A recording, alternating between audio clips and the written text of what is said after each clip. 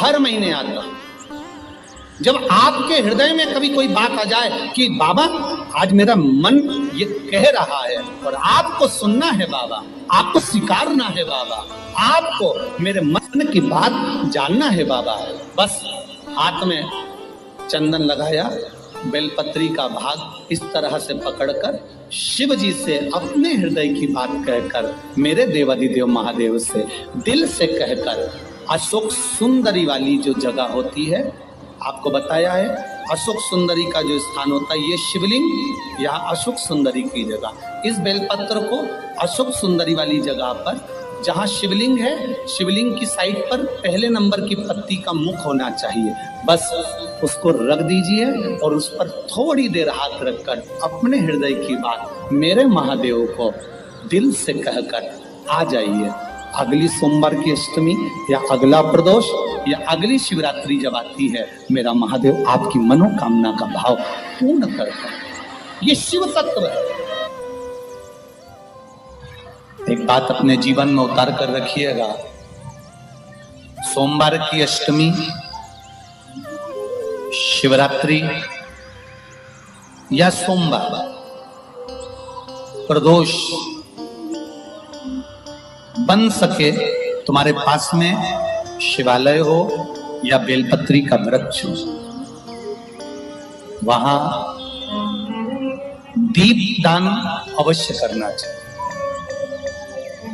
अब एक बात का स्मरण आपको रहे थोड़ा सा, अगर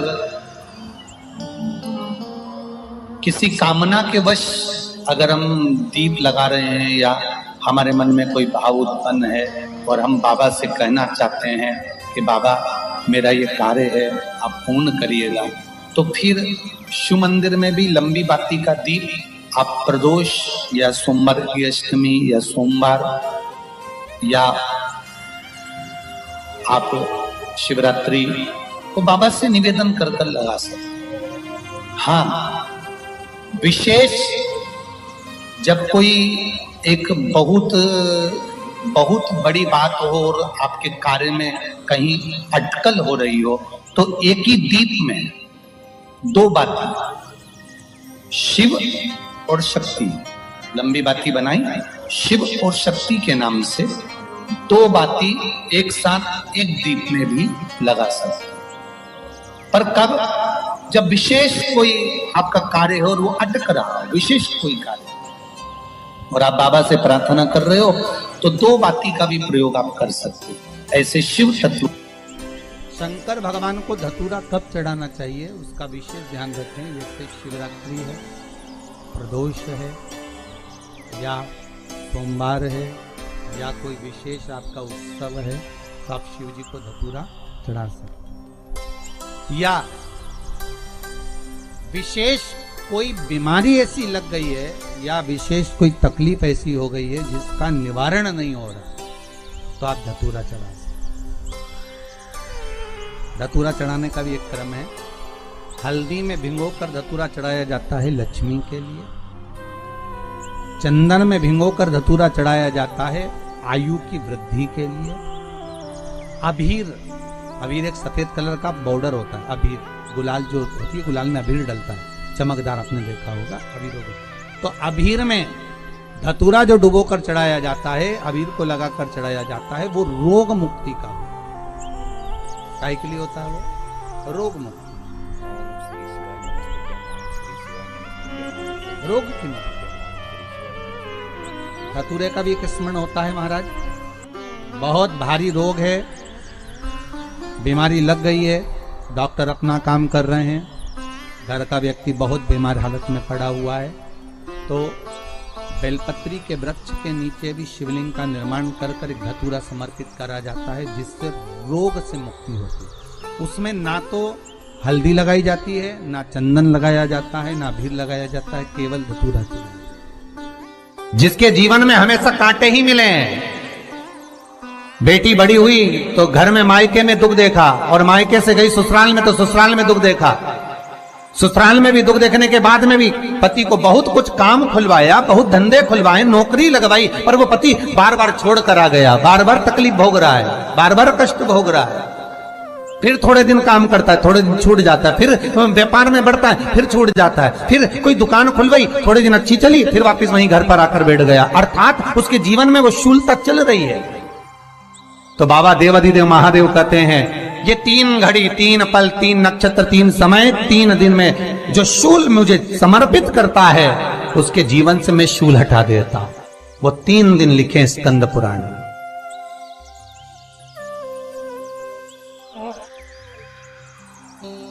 महाराज बैसाख महीने में जो प्रदोष आती है, बैसाख के महीने में बहुत ध्यान से सुनना भाई, जो अपनी जिंदगी से बहुत तंग आ गए हो, परेशान हो गए हो, कष्टमय जीवन जी रहे हो, बहुत दुखी हो गए हो, उनके लिए ये स्कंद पुराण का चरित्र फिर मिले ना मिले आप प्रेम से सुन लो भाव से। पहला, बैसाख महीने की प्रदोष,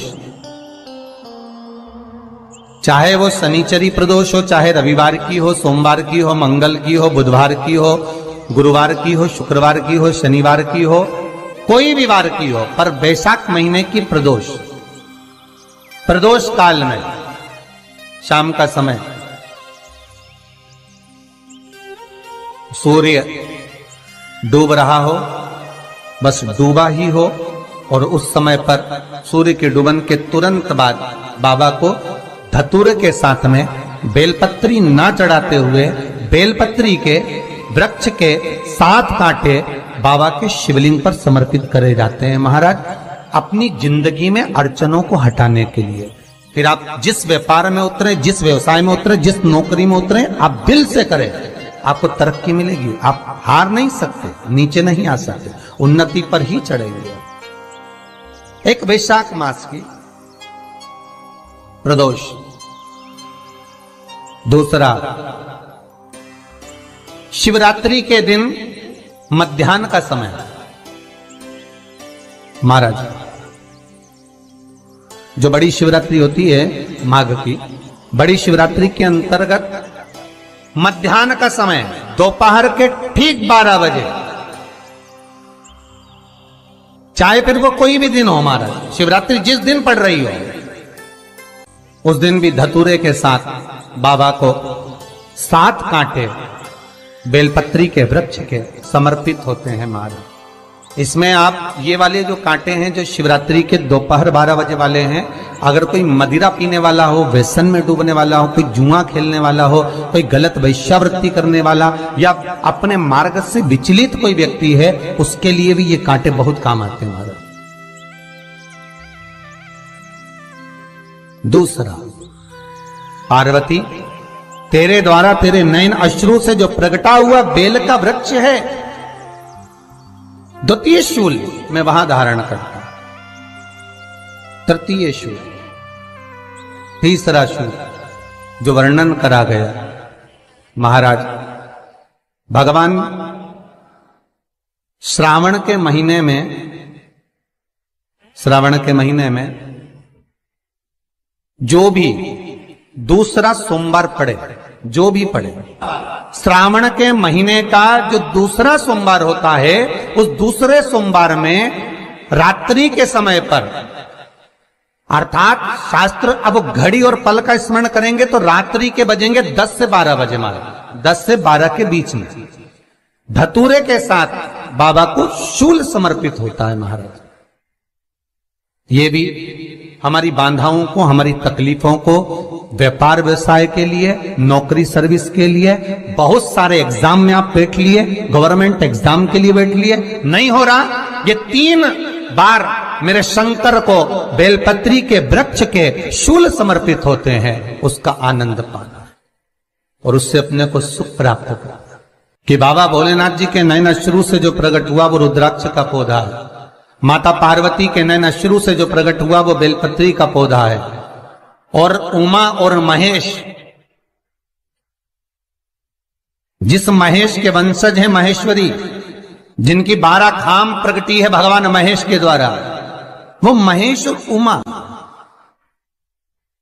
और महेश का जो चरित्र है कि उमा और महेश का जब प्रागट्य हुआ, उमा और महेश जब दोनों आनंद में विभोर होकर जब चलते हैं और दोनों के बैठने से तप मुद्रा से जो पौधा उत्पन्न होता है वो शमी का पौधा है। शमी का पौधा।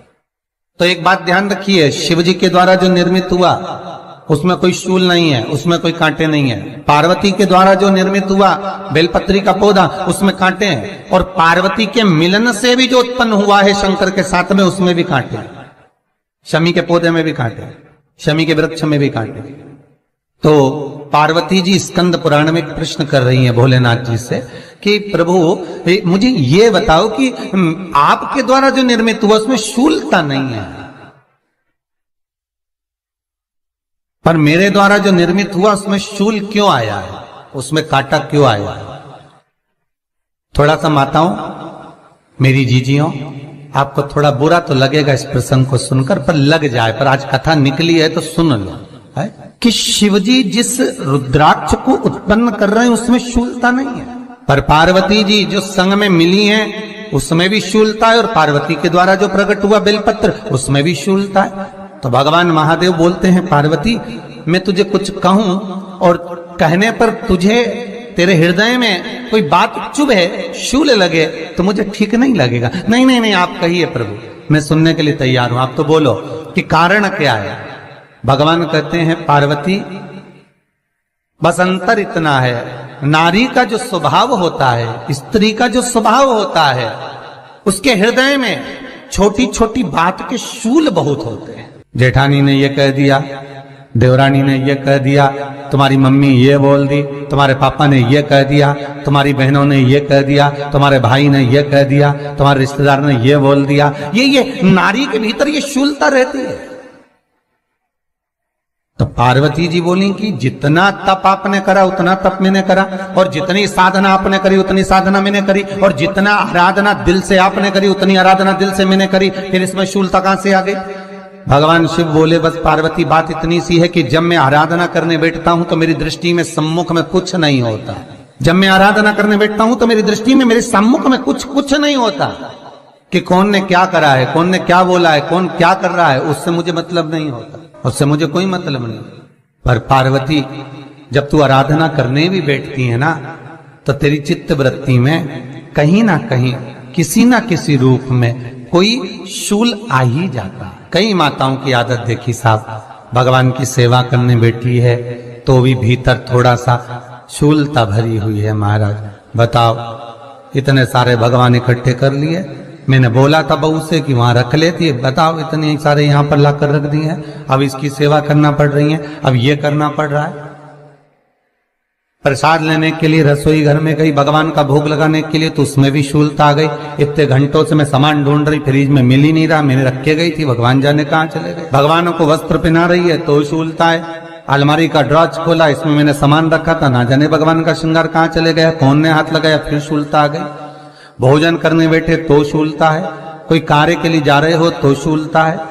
अर्थात कहीं ना कहीं नारी के जीवन में शूलता बनी हुई है। और पार्वती जब तुम भजन करो, तप करो, साधना करो, भक्ति करो, उसमें शूलता नहीं होना चाहिए। पार्वती जी ने कहा, भोलेनाथ तो क्या आप मुझे स्वीकार नहीं करेंगे बेलपत्री के रूप में? क्या मुझे स्वीकार नहीं करेंगे शमी पत्र के रूप में? पद्म पुराण, स्कंद पुराण, लिंग पुराण, नर्मदा पुराण और शिव महापुराण, ये सारी पुराणे वर्णन करती है। पार्वती जी का खंड आनंद वर्षित कर रहा है, वर्णन कर रहा है। पार्वती खंड वर्णन कर रहा है, सती खंड वर्णन कर रहा है, उमा संहिता वर्णन कर रही है।